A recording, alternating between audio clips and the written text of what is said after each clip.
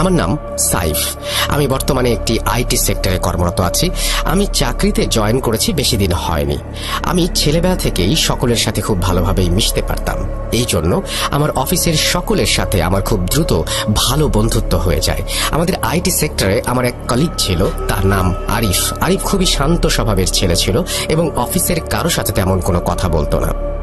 আমি অফিসে গিয়ে দেখতাম সে সবার আগে অফিসে চলে এসেছে এবং সে তার ডেস্কে বসে কাজ করছে এবং কাজ শেষে কারোর সাথে কথা না বলে অফিস থেকে একাই নিজে চলে যেত।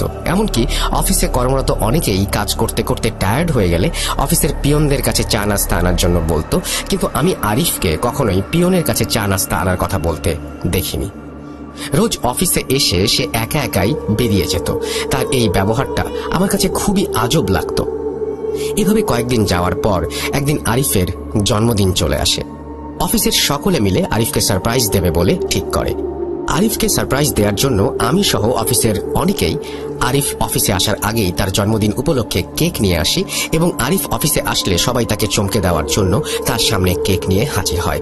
আমরা সকলেই তাকে নানা ধরনের জিনিসপত্র উপহার দিতে থাকি, কিন্তু আরিফ কোনো কিছুই নিচ্ছিল না আর কোনো কথাও বলছিল না। তার চেহারা দেখে মনে হচ্ছিল সে খুবই বিরক্ত হচ্ছে। সেদিন সে আমাদের আনা কেকটা আর কাটেনি এবং কারো সাথে কোনো কথা না বলে নিজের মনে কাজ করতে বসে যায় এবং কাজ শেষ হলে সে যথারীতি নিজের মতোই বাড়ি চলে যায়। তার এরকম আচরণে অফিসের সকলে খুবই মনক্ষুণ্ণ হয়। অফিসের সকলেই একরকম তার সাথে সব ধরনের কথাবার্তা বলা প্রায় বন্ধই করে দিয়েছিল। আরিফ শুধুমাত্র আমার বসের সাথেই কথা বলতো আর প্রয়োজন ছাড়া কারো সাথেই কোনো কথা বলতো না। তার মধ্যে আরেকটা জিনিস ছিল, সেটা হচ্ছে আমি যখন অফিসে জয়েন করি তখন তার শারীরিক অবস্থা মোটামুটি ভালোই দেখেছিলাম, কিন্তু অবাক করা বিষয় হচ্ছে কিছুদিন যেতে না যেতেই আমি লক্ষ্য করি যে তার শারীরিক অবস্থার অবনতি হচ্ছে। সে যেন প্রতিদিনই একটু একটু করে শুকিয়ে যাচ্ছে। শুকাতে শুকাতে এক সময় তার অবস্থা এতটাই খারাপ হয়ে গেল যেন তার চোখ দুটো তার চোখের কোটরের ভেতর ঢুকে যাচ্ছে এবং তাকে দেখে মনে হচ্ছিল সে জলজ্যান্ত একটা কঙ্কাল আর তার শরীরকেও যেন শুধুমাত্র চামড়ার একটা আবরণ দিয়ে দিয়েছে। এভাবে আস্তে আস্তে আমি খেয়াল করি আরিফের শারীরিক অবস্থার অবনতি যেন হয়েই চলেছে আর সে যেন আরো শুকিয়ে যাচ্ছে। এর কিছুদিন পর থেকে তাকে আর অফিসে দেখতে পাচ্ছিলাম না। প্রায় এক সপ্তাহ পর তার ডেস্কে নতুন একজনকে জয়েন করতে দেখে আমার আরিফের কথা মনে পড়তে থাকে, কিন্তু অফিসের আর কেউই তার ব্যাপারে কখনোই খোঁজ নেওয়ার চেষ্টা করেনি। আর সে চলে গেছে এই জন্য অনেকেই খুশি হয়েছিল, কারণ এরকম আনসোশ্যাল লোককে কেউ পছন্দ করতো না। কিন্তু কিছুদিন আগে আমি আরিফের যে খারাপ শারীরিক অবস্থা দেখেছিলাম সেই জন্য আমার তার প্রতি কিছুটা মায়া কাজ করছিল। আমি অফিসে এসে আমার বসের কাছে গিয়ে তার ঠিকানা নেই। আমার বস আমাকে বলে আরিফ চাকরি ছেড়ে দিয়ে চলে গেছে তার গ্রামের বাড়িতে। আমি বসকে বলি আরিফের শারীরিক অবস্থা মোটেও ভালো ছিল না জন্য হয়তো সে চাকরি ছেড়ে দিয়েছে। আমি বসকে জিজ্ঞাসা করি তার কাছে কি আরিফের কোনো খোঁজ খবর আছে কিনা বা তার কোনো ফোন নাম্বার পাওয়া যাবে কিনা। আমার বস আমাকে একটি ফোন নাম্বার দিয়ে বলে চাকরি ছেড়ে দিয়ে চলে গেছে যে তার খোঁজ খবর নিয়ে অযথা সময় নষ্ট করে লাভ নেই, বরং বস আমাকে নিজের কাজে মনোযোগ দিতে বলেন। আমি আমার বসের কথাকে পাত্তা না দিয়ে পরদিন আরিফের নাম্বারে ফোন দেই। আরিফের বাবা ফোন রিসিভ করে এবং আরিফের প্রাক্তন কলিগ পরিচয় দিয়ে আরিফ কেমন আছে এটা তাকে আমি জিজ্ঞাসা করি। আরিফের বাবা আমাকে বলেন আরিফ খুব একটা ভালো নেই এবং তার শারীরিক অবস্থার অবনতি হয়েছে। আরিফের বাবার কথা শুনে আমার আরিফের জন্য খুব খারাপ লাগতে থাকে এবং আমি আরিফের বাবার কাছ থেকে আরিফের বাড়ির ঠিকানা নেই।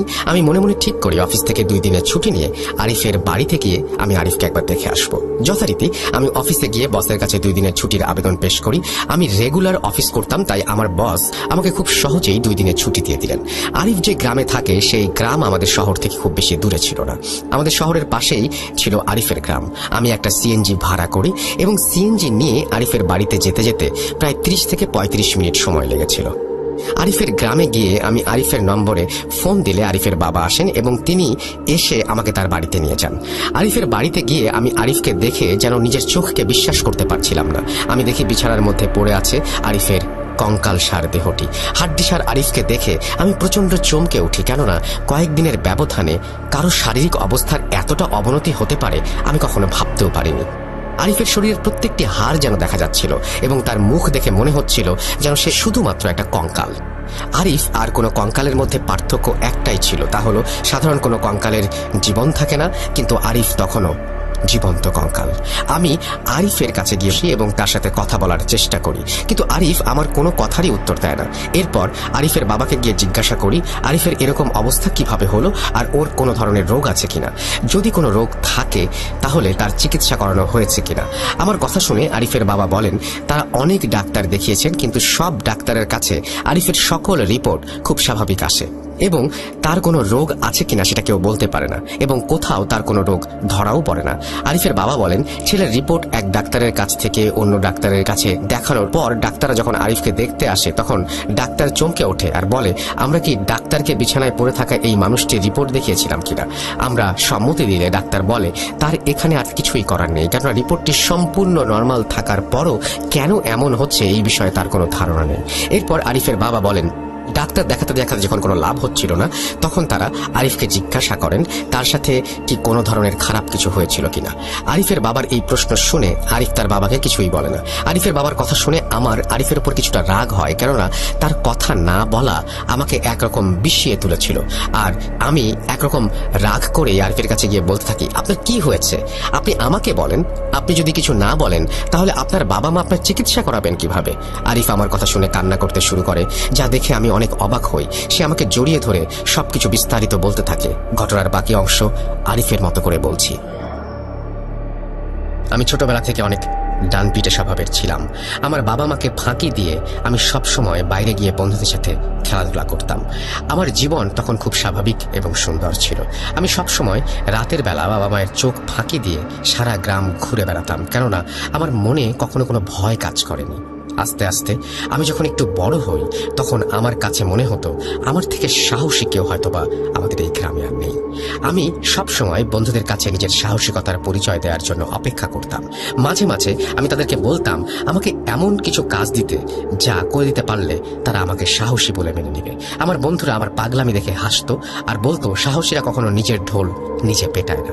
এই কথা শুনে আমার প্রচন্ড রকমের রাগ ওঠে এবং আমি আমার বন্ধুদের মধ্যে থেকে এই কথাটি যে বলেছিল তাকে বলি এমন কোনো কাজ দিতে যা সাধারণ কারো পক্ষে করা অসম্ভব, আর আমি সেই কাজটিই করে দেখাবো এবং সে আমাকে সাহসী বলে মেনে নেবে।